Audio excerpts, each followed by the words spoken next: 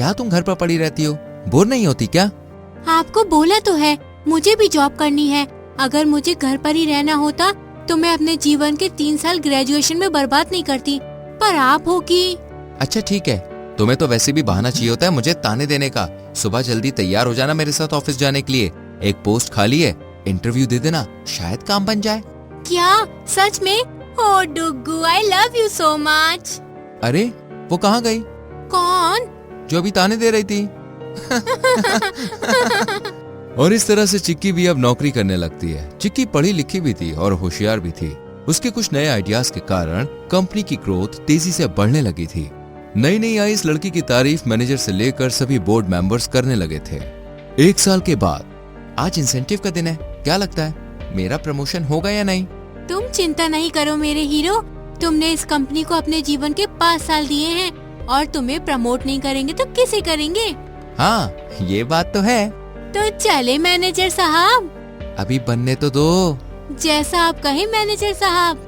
जैसे कि हम सब जानते हैं कंपनी की ग्रोथ इस साल इतनी हुई है जितनी हमने पिछले 4 साल में भी नहीं की थी। इसलिए आज सिर्फ इंसेंटिव ही नहीं बल्कि कुछ का प्रमोशन भी होगा। तो तैयार हो जाओ मेरे मैनेजर।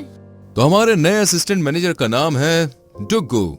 सभी डुग्गू को बधाई देने लगते हैं। पूरा ऑफिस तालियों से गूंज उठता है। तभी सीईओ कहते हैं सभी बोर्ड मेंबर्स ने एक मत के साथ अगले मैनेजर के रूप में उसे चूज किया है, जिसकी बदौलत से ही आज ये कंपनी उस मुकाम पर पहुंची है। तो आपकी अगली मैनेजर होंगी चिक्की।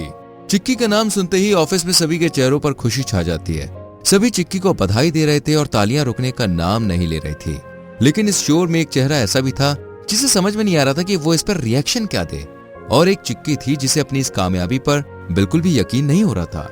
मुझे अभी तक यकीन नहीं हो रहा। हो तो मुझे भी नहीं रहा। मैंने कंपनी को 5 साल दिए और ये बात तुम भी जानती हो। मैं पूरी रात जाकर क्लाइंट्स के लिए प्रेजेंटेशन बनाता रहा और तुमने तो उस हिसाब से।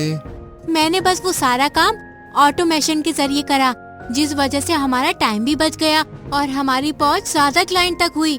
सो जाओ, मुझे नींद आ रही है अभी। अरे मुझे लगा था कि आज हम पार्टी। तुम देख लो जैसे भी करना है, मुझे सोने दो। चिक्की समझ जाती है कि डुग्गू को उसका मैनेजर बनना बिल्कुल भी पसंद नहीं आया। वहीं चिक्की सोच रही थी कि अगर मेरी जगह ये मैनेजर बनता तो हम किसी अच्छे रेस्टोरेंट में डिनर कर रहे होते। इसलिए चिक्की को भी अब समझ नहीं आ रहा था कि आखिर इसमें गलत क्या है। ये गलत है डुग्गू, तुम अचानक से ऐसे जॉब नहीं छोड़ सकते। तुमने इस कंपनी को अपने 5 साल दिए और अब कंपनी की ग्रोथ जब शुरू हुई है तो तुम ये कंपनी छोड़ना चाहते हो? जब आपको सब पता है फिर भी मुझे छोड़कर चिक्की को मैनेजर बना दिया। अगर ये बात है तो मैं तुम्हें जाने से नहीं रोकूंगा, लेकिन जाते हुए बस एक बात का जवाब देते जाओ। अगर चिक्की तुम्हारी पत्नी ना होकर सिर्फ एक सहकर्मी होते तब भी तुम ये जॉब छोड़ते? डुग्गू के पास इस सवाल का जवाब ही नहीं था, इसलिए कैबिन में कुछ देर के लिए सन्नाटा छा जाता है। और अगर चिक्की की जगह तुम मैनेजर बनते तो क्या वो जॉब छोड़ती?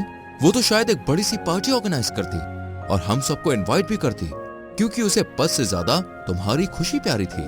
तुम्हें अपनी पत्नी की कामयाबी पर गर्व होना चाहिए, लेकिन तुमने तो उसे अपना कंपेटिटर ही बना लिया है। लेकिन असल बात तो यह है कि तुमने ना तो उसकी मेहनत देखी और ना ही उसकी काबिलियत देखी, और ना उसके आने के बाद कंपनी के बड़े हुए ग्रोथ को देखा। तुमने तो बस ये देखा कि कल की आई लड़की मैनेजर कैसे बन गई। आप ठीक कह रहे हैं, शायद मेरा घमंडी था जिस वजह से मैं अपनी पत्नी की मेहनत और कामयाबी को बर्दाश्त नहीं कर सका। अगर उसकी जगह कोई और लड़की होती तो शायद मैं भी बाकियों की तरह खुशी से तालियां बजा रहा होता। हम हमेशा चाहते हैं कि महिलाओं को लेकर कुछ क्रांति हो। महिलाएं भी पुरुषों के साथ कंधे से कंधा मिलाकर चलें, अपने फैसले खुद करने में सक्षम हो, पढ़े लिखे और लड़कों की तरह आजाद हो। लेकिन पता है क्या, हम हमेशा ये क्रांति दूसरों की औरतों से चाहते हैं, जबकि हम भूल जाते हैं कि समाज हमसे है, हम समाज से नहीं है।